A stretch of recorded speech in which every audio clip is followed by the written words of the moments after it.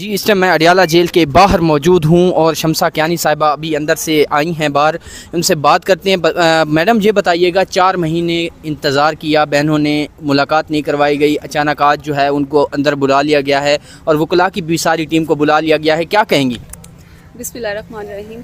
जी बिल्कुल बड़ी अनहोनी हो गई है। उम्मीद तो बिल्कुल नहीं थी। हम यही एक्सपेक्ट कर रहे थे कि हमें 3-4 घंटे एटलीस्ट यहाँ पे बैठना पड़ेगा, उसके बाद 5 बजे अगेन जो है यहाँ से उठा के हमें चक्री ले जाएगा।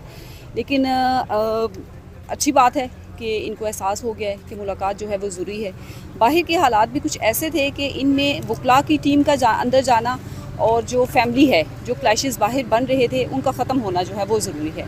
अब इंशाअल्लाह अंदर खान साहब के सामने बात होगी, फैमिली भी होगी, लॉयर्स भी होंगे, और जो अंदर से खान साहब का ऑर्डर आना है, जो उनकी इंस्ट्रक्शंस आएंगी, वही फॉलो अप की जाएंगी। नहीं, ये बताइएगा, कल से एक बहुत बड़ा जो मामला चल रहा है सोशल मीडिया के ऊपर सलमान अकरम राजा साहब के इस्तीफ़े को लेकर, आपको क्या लगता है कि क्या वाकई उनके साथ जो है वो अलीमा खान साहिबा की कोई तल्ख़ कलामी हुई है या कोई ऐसी बात हुई है जिसकी वजह से वो तंग आ गए हों और इस्तीफ़ा देने जा रहे हों?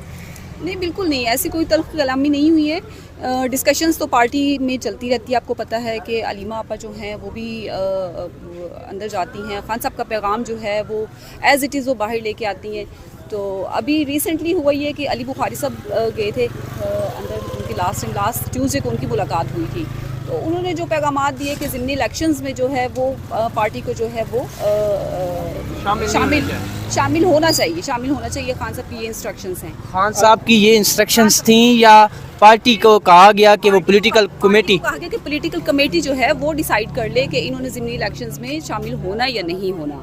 लेकिन जो अलीमा खान है, उनका कहना ये था कि खान साहब जो हैं उनकी इंस्ट्रक्शन ये हैं कि ज़िमनी इलेक्शंस में हमें शामिल नहीं होना चाहिए। तो ये कन्फ्यूजन थोड़ी सी थी, जिसकी वजह से आज जो है वो फैमिली भी अंदर गई है और लॉयर्स जो हैं वो भी अभी अडियाला में मौजूद हैं। अभी कुछ देर पहले सलमान अकरम राजा साहब पहले तो बाहर ही थे, अभी उनको भी अंदर भेज दिया गया है। नईम पंजोता साहब को भी अंदर जो है वो भेजा गया है। लेट्स सी, भी वेट करते हैं कि अंदर से खान साहब की क्या इंस्ट्रक्शन। आप क्या समझती हैं मैम कि क्या कोई अब डील हो गई है PTI के साथ, या फिर जो अलीमा खान का गुस्सा देखने में आया है और जो कुछ उनके दोनों बेटों को गिरफ़्तार किया हुआ है, भतीजे गिरफ़्तार हैं, भाई गिरफ़्तार हैं, क्या इनको नॉर्मलाइज़ करने के लिए आज मुलाकात करवाई जा रही है? नॉर्मलाइज़ करने के लिए तो नहीं कहा जा सकता कि सिचुएशन को नॉर्मलाइज़ किया जाएगा। उसकी रीज़न ये है कि 2 साल से जो फस्तायत और जिस किस्म के जुल्म सितम जारी है, उसमें किसी किस्म की कोई भी कमी नहीं आई है।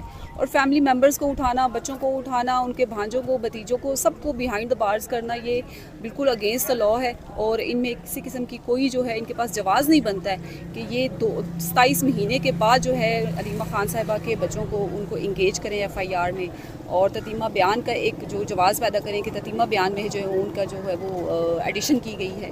तो डील की तो कोई बात ही नहीं है, डील हो ही नहीं सकती। डील अगर होनी होती तो ये 2 साल पहले हो जानी थी। अच्छा, ये बताइएगा कि सलमान अकरम राजा साहब ये मौके की तलाश में होते हैं कि कोई मौका बने और ये इस्तीफ़ा दें। 26 नवंबर का वाक़या हुआ तो सलमान अकरम राजा ने कहा कि मैं इस्तीफ़ा देने जा रहा हूँ। अभी कल उन्होंने कहा कि मैं इस्तीफ़ा देने जा रहा हूँ। अगर वो ओहदे का बोझ नहीं उठा सकते तो क्या आप नहीं समझती कि उन्हें सीरियसली एक रिज़ाइन कर देना चाहिए, किसी और को मौका देना चाहिए? देखिए, सलमान अकरम राजा साहब बड़े रिस्पेक्टेबल हैं, पार्टी में उनका एक मकाम है, और एज ए जनरल सेक्रेटरी उन्होंने जो अपनी रिस्पॉन्सिबिलिटीज़ हैं बड़ी अच्छे तरीके से निभाई हैं।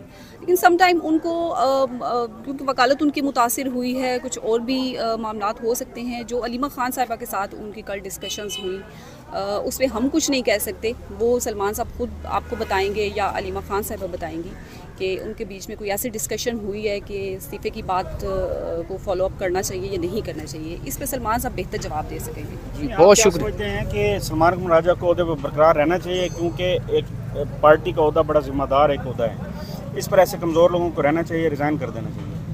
देखिए, सलमान अकरम राजा साहब बिल्कुल कमज़ोर इंसान नहीं हैं। वो बार इस्तीफे का वो कहना खान ये साहब के कमज़ोरी केसेस कलामत हैं वो भी डील कर रहे हैं, और वकालत में उनका बड़ा मकाम है, बड़ा नाम है, एक एक्सपीरियंस है उनका मोर दैन 35 ईयर्स।